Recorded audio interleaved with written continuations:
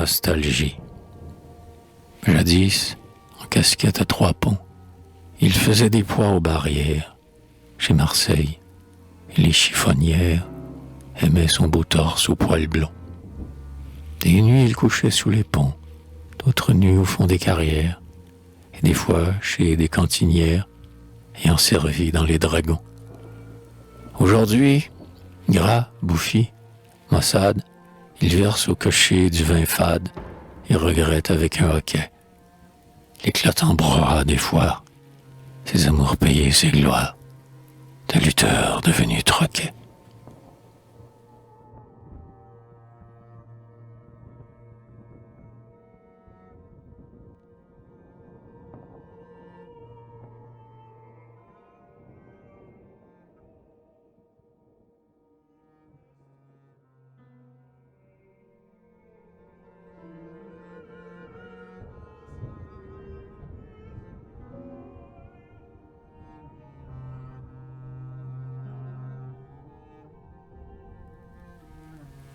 L'impair, dans son long peignoir de malines, pensive, avec des gestes lents, ses errantes mains câlines, elle effeuilla les lilas blancs.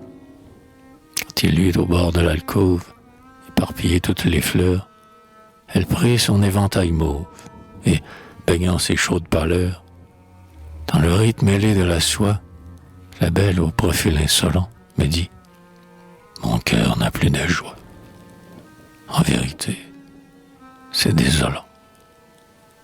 Vous aviez tout, vous, pour me plaire. L'air commun, les yeux goulus, des gars normands peinant dans l'air, hablés, débraillés et velus. Vous, au moins, large et brun de hâle, vous avez du sang sous la peau, et les robustes forts des halles portent comme vous leur chapeau. J'ai tant aimé chez la marquise votre faux air endimanché. Je t'ai pris, la chose est exquise, presque pour un garçon bouché. Et de suite il dit, quel dommage qu'on ait lavé ce garçon-là. Puis, quand j'ai su que du village, tu venais d'arriver, voilà. Le phénix, l'oiseau bleu, me dis-je, nouveau de la tête au talon. La fleur est encore sur la tige.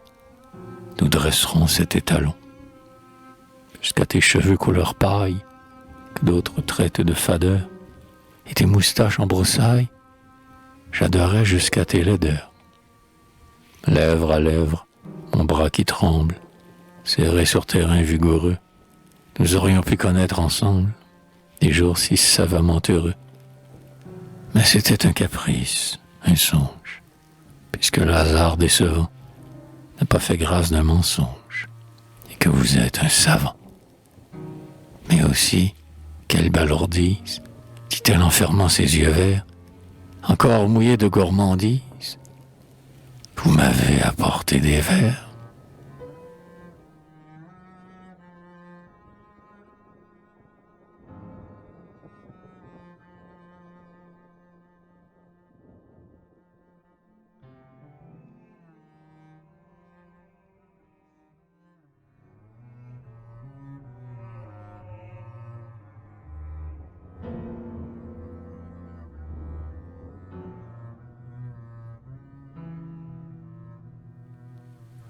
Précocité. Un foulard rouge autour des reins, le soir alentour des guinguettes, elle vendait des allumettes en allumant des vieux marins. Un collier de corail à grains, rare, alterné d'amulettes, faisait un bruit de castagnette sur sa peau brune au ton d'airain.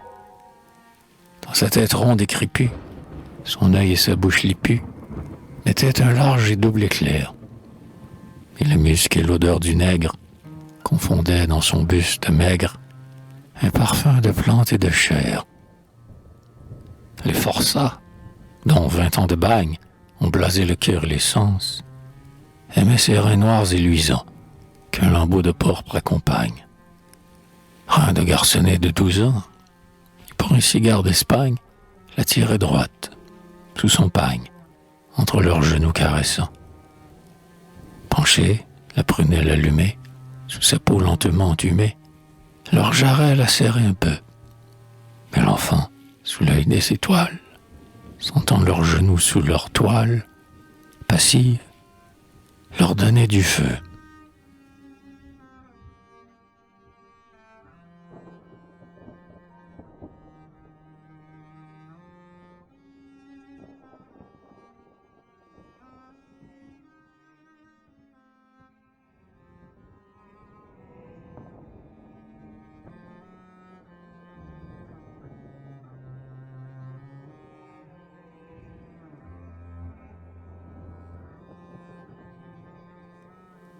Début.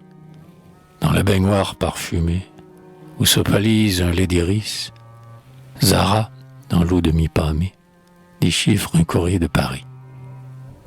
Un bout friand d'épaules roses, plus loin un coin de genoux blancs, flot de chair blonde où se pose, ébloui, le regard tremblant. Sont les jalons de nacre fine, du beau corps souple et délicat, que sous l'eau laiteuse on devine, digne en tout point de l'opéra. Et sur ce coin d'épaule blanche, que veine à peine un réseau bleu, l'entreteneur, un juif, se penche, la gorge sèche et l'œil en feu.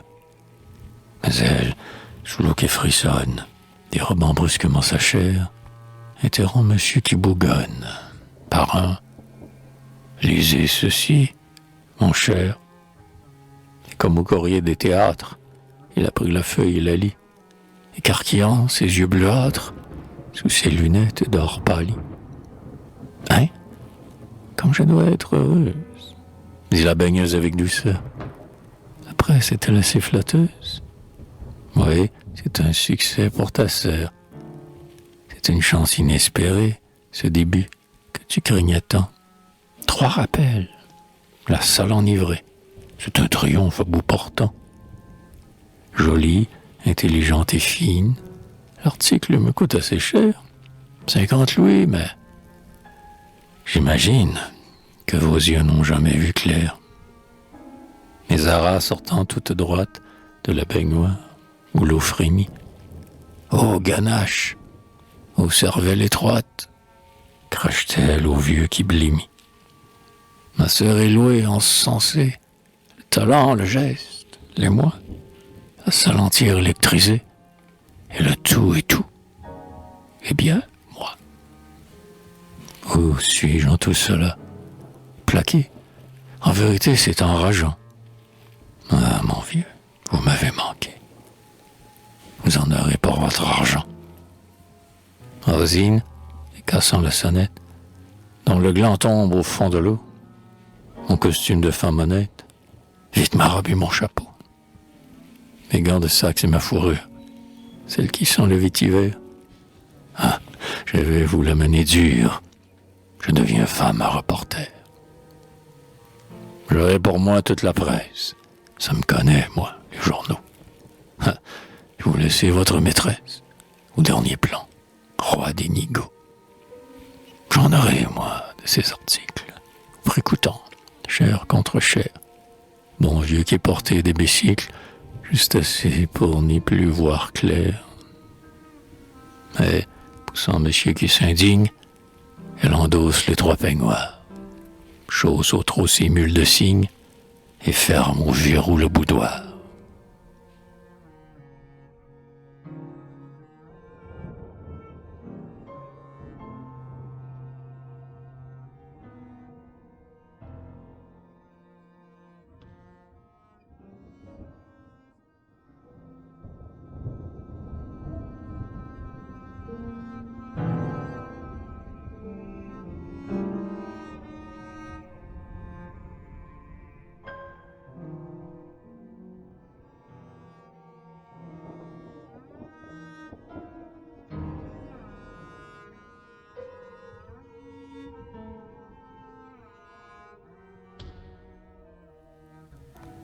Salomé, tout en tulle, légère et féroce, un grand peigne, mordant ses crins d'or fauve et d'un air délicat, du revers de sa main portant sur un grand plat la tête de Pierrot, dont le front troué saigne. Elle apparaît dans l'ombre au pied de l'opéra, très blanche, et se tournant dans sa jupe étoilée de paillon, vers la tête horrible et mutilée, ébauche sur sa lèvre un rire scélérat. La tête blême et veule avec ses larges plaies, à la tempe et ses yeux révulsés, dont deux tais sont les mornes regards, a pour nimbe un louis d'or. Un louis. Et sous son fin maillot taché de boue et de sang, Salomé, fille et sœur de la mort, rit à l'humanité que ce louis d'or bafoue.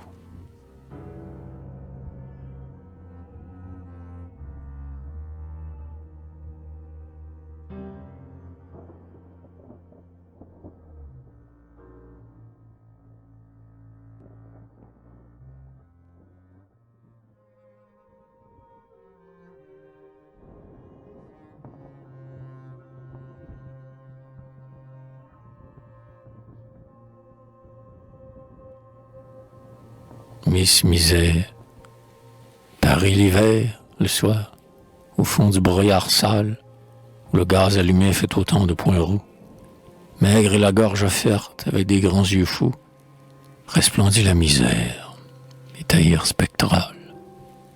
Ses bras nus sont bleus de baisers et de coups, et tandis qu'elle étrangle un affreux chant qui râle, sous sa jupe de gaz enroulée en spirale, elle montre aux passants ses cuisses et ses genoux.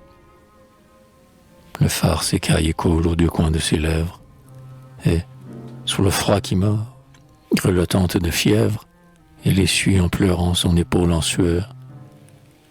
Ses pieds gonflés et gourds retombent sans cadence, et sous le jable coiffe à la blême lueur, le clubman applaudit la volupté qui danse.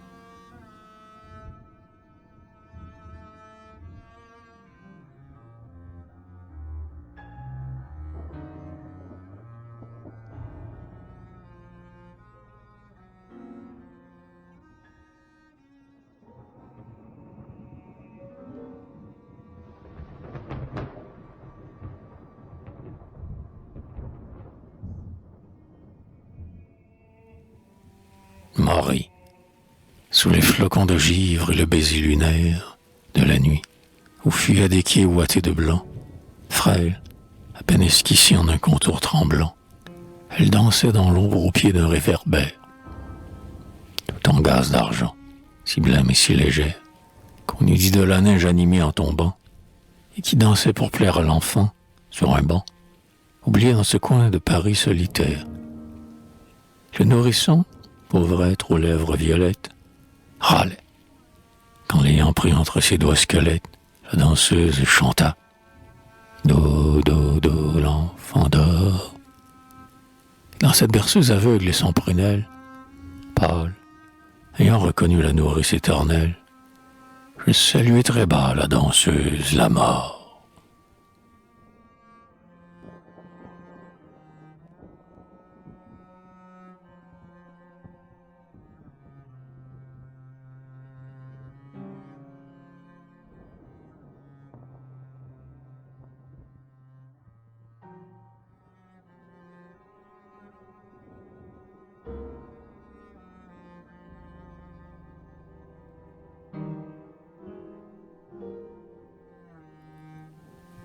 Hérodia, portant dans ses bras nus, comme un sanglant trophée, une tête de femme aux yeux blancs et collés, flambait lui au milieu des gommeuses assemblées, le duc Hérodia, atroce coryphée.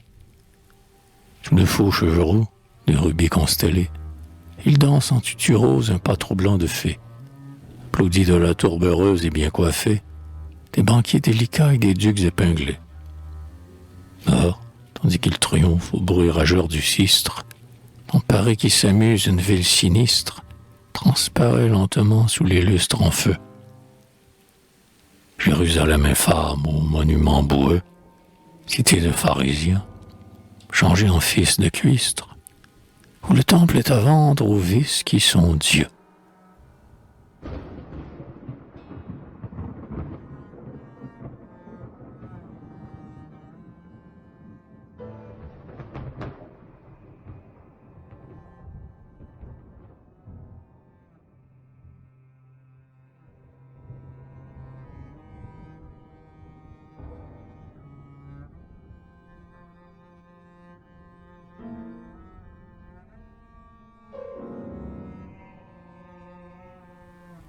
valse lente, mince et blonde, en satin bleu pâle, et l'aigrette de diamant, en clarté droite s'allumant sur sa frêle tête idéale. Elle ôte avec des gestes longs ses gants montant jusqu'à l'épaule, et, sous les feux étincelants, du triple collier qui la frôle. Elle attend, désirant savoir pourquoi, si correcte d'habitude, le comte avait au bal ce soir cette étrange et morne attitude. Mais, relevant ses bandeaux un peu défrisés sur la tempe, elle interroge le jaloux, en tête à tête sous la lampe. Quel motif aviez-vous ce soir d'être grotesque à l'ambassade, épître et triste en habit noir, dit-elle à son mari maussade. Seriez-vous jaloux par hasard? Et comme il hausse les épaules, alors, pourquoi se prend des parts et cet air imité des saules? C'est pour monsieur de Charnancé. Vous seriez mécontent, Léonce, pour 3 fois qu'il m'a fait danser. Mais il est le neveu du nonce. J'ai même au ministre accordé, sous les mimosas de la serre, le long entretien demandé, et Dieu sait si c'est pour vous plaire. Car elle est d'un ennui réel, cette excellence de passage, et le grand air officiel de la ministre et son corsage. Pour obtenir ce résultat, supportez donc 1 heure entière l'ennui profond d'un chef d'État, morne époux de sa cuisinière, et votre gros banquier Bompard, enfin j'ai, sachant votre compte, de plus de 6 mois en retard, accepté l'affreux bras sans honte. Parce que, las d'ennui, j'ai pour le cotillon, quel crime, accepté ce grand fou de Guy. Vous prenez des airs de victime. J'ai surpris ce soir 20 clins d'yeux, quand vous valsiez avec ces drôles. Guy de Serrane et Jean Herbieux.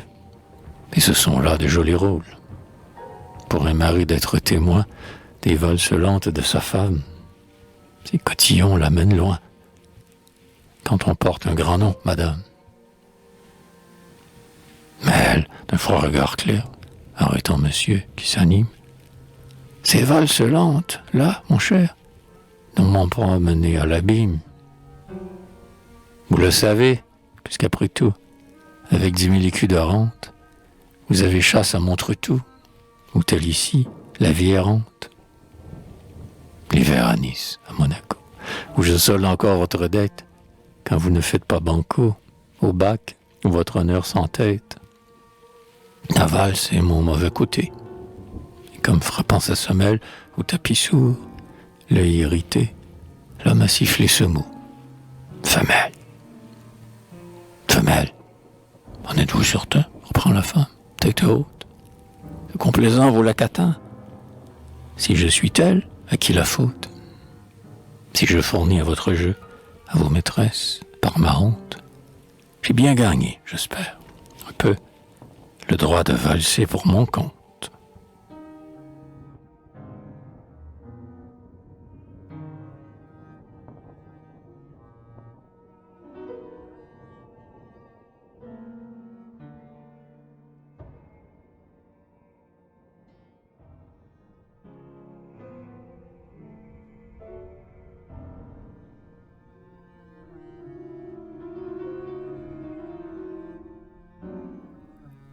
Dilettantisme. Un rouge chapeau directoire, dont l'ombre avivait ses yeux bleus. Une adorable estompe noire encadrait l'or de ses cheveux, de ses coups de nuit d'ivoire, plaquant contre ses reins nerveux, un étroit mantelet de moire, doublé de surat couleur feu. Elle avait l'air fine et câline, dans sa robe de mousseline, d'une maîtresse à taille rond. Elle était moderne et divine. Et son long regard attirant, disait la femme qui raffine. Assise au bord de la terrasse, son fin profil au vent de mer, l'œil distrait, un griffon de race, blotti sur ses bas couleur chair. Elle souriait un peu lasse, avec un petit rire amer, au boursier entourant sa place, haut cravaté, ganté de clair. Son chien a rompu sa laisse. Un matin, timide, implorant, de l'aborder j'eus la faiblesse. Mais elle, de ton tyran. Le paradis n'a plus de pommes. Monsieur, je n'aime pas les hommes.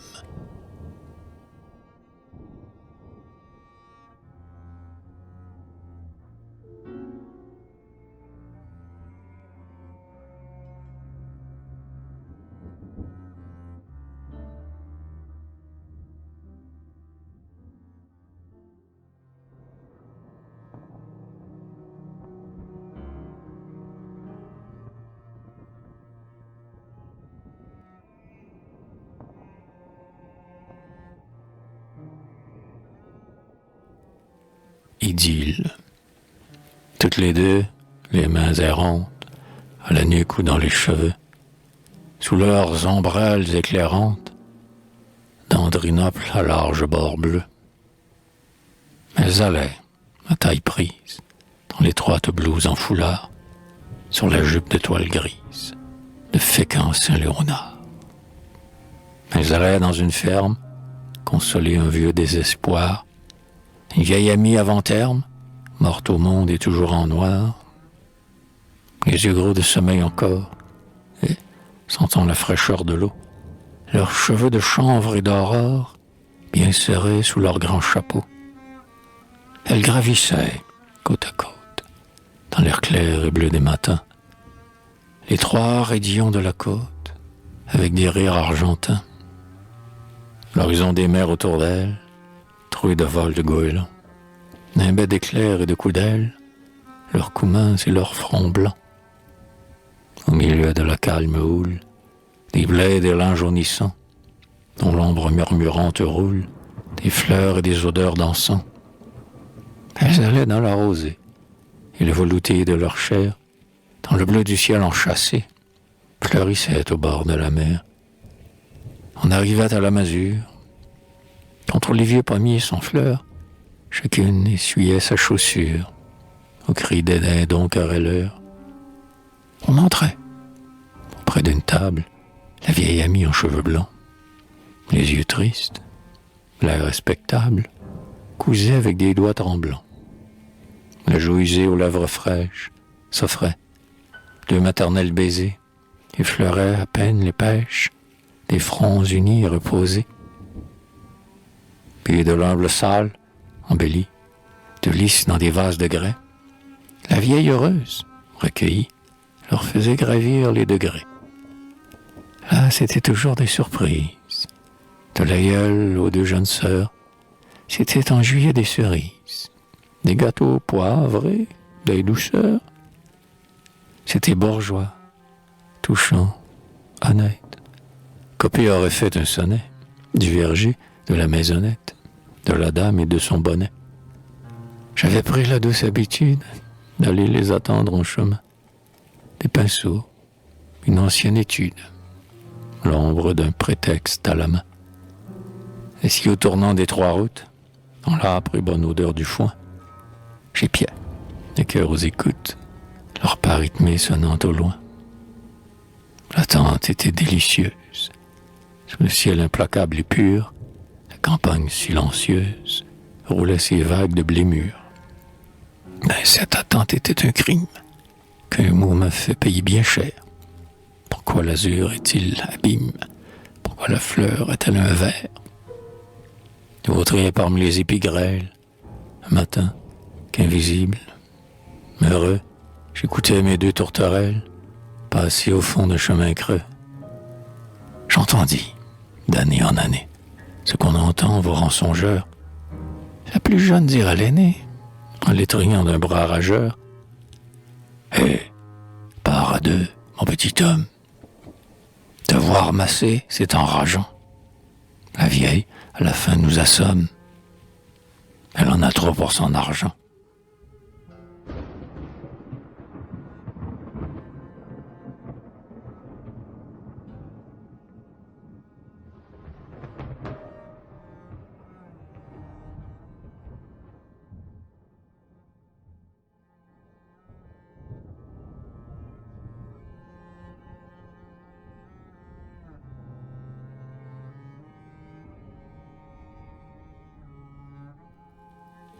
va le taille. Moi, d'abord, je suis à la cool. Je veux pas servir chez les bourgeois, mais chez les nobles, où l'on roule son persil au retour du bois. Mais charmant, les figures en boule, sanglées dans les plis trop étroits, c'est sa culotte qui le moule. Le groom avait un air narquois. Mince qu'on a des bénéfices. Chez des ducs, les ducs ont des vices. Et déposant là son plateau, l'enfant cambré devant la glace s'appliquait à bien tendre en place, plis à plis, sa culotte en peau.